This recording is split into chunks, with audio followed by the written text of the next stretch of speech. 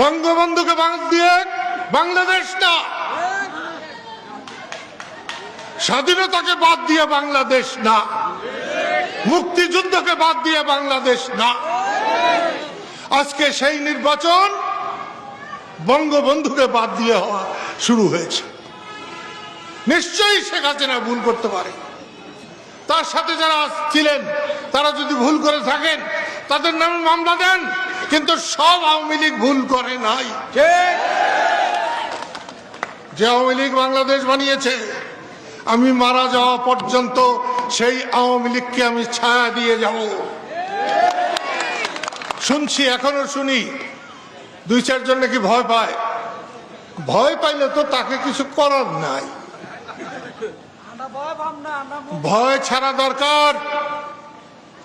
ভয় পেলে পাকিস্তান থেকে বাংলাদেশ হতো না। এই কষ্ট